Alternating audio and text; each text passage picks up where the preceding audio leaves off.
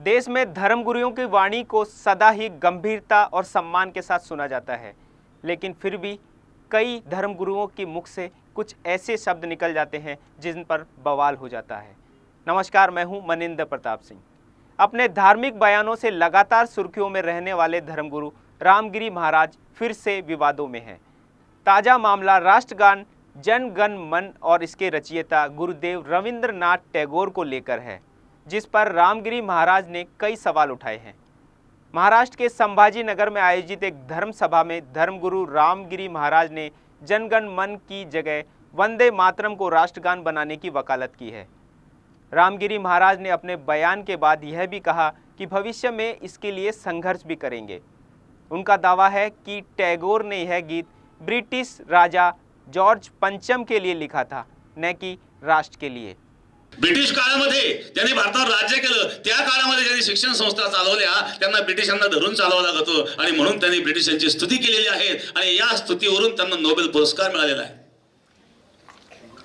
म्हणून खरं राष्ट्रगीत हे वंदे मातरम हे झालं पाहिजे। उद्या भविष्यामध्ये आपल्याला याच्याकरता सुद्धा संघर्ष करावा लागणार आहे, कारण अशा प्रकारचे गुलामगिरीचे असे शब्द आमच्या मुखात आम्ही का करावे, हा इतिहास आपल्याला माहित नाही आहे आणि म्हणून एक आपल्या भावनेचा सुद्धा या ठिकाणी गैरफायदा घेतला जातो।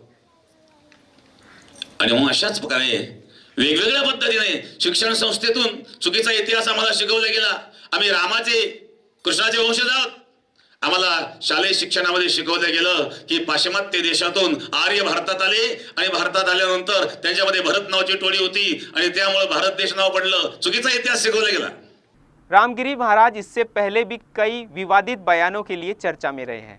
आपको बता दें, महाराष्ट्र विधानसभा चुनाव से पहले नासिक में पैगंबर मोहम्मद पर उनकी टिप्पणी के बाद बवाल मच गया था।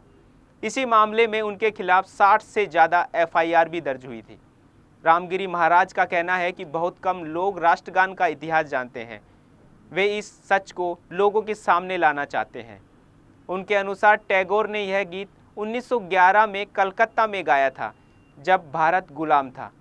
उन्होंने दोहराया कि यह गीत जॉर्ज पंचम, एक ब्रिटिश राजा के समर्थन में गाया गया जो भारतीयों पर अत्याचार करता था, इसलिए यह गीत भारत के लोगों के लिए नहीं था। रामगिरी महाराज ने जोर देकर कहा कि वंदे मातरम हमारा राष्ट्रगान होना चाहिए और इसके लिए आगे भी लड़ते रहेंगे।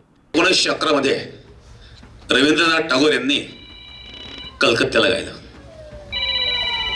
1911 मध्ये देश स्वतंत्र नव्हता।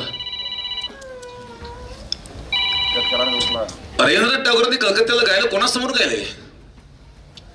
जॉर्ज पंचम समोर गायलं। हा जॉर्ज पंचम कोण होता?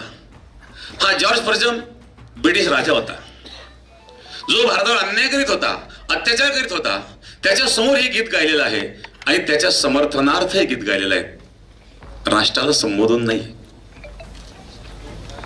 पुढे भविष्यामध्ये याचाही संघर्ष करावा लागेल, म्हणून खरं राष्ट्रगीत वंदे मातरम असलं पाहिजे।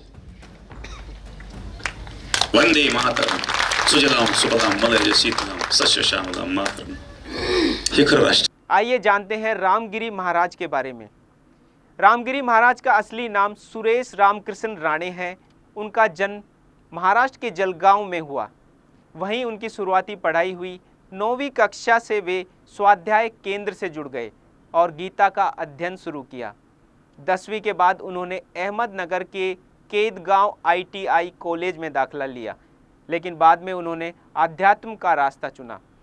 2009 में उन्होंने नारायणगिरी महाराज से दीक्षा ली। नारायणगिरी महाराज के निधन के बाद उन्होंने सरला द्वीप के दृष्टा का पदभार संभाला। फिलहाल रामगिरी महाराज के ताज़ा बयान ने एक बार फिर सुर्खियां बटोर ली हैं। हालांकि उनके बयान पर अभी तक किसी की प्रतिक्रिया सामने नहीं आई है। वंदे मातरम गीत को लेकर पहले भी इसी प्रकार के विचार सामने आते रहे हैं, पर देखना यह होगा कि महाराज के इस बयान पर कितना व्यापक असर राजनीतिक हलकों में देखने को मिलता है। रुकते हैं एक विराम के लिए। DC न्यूज़ इंडिया पर खबरों का सिलसिला लगातार जारी है।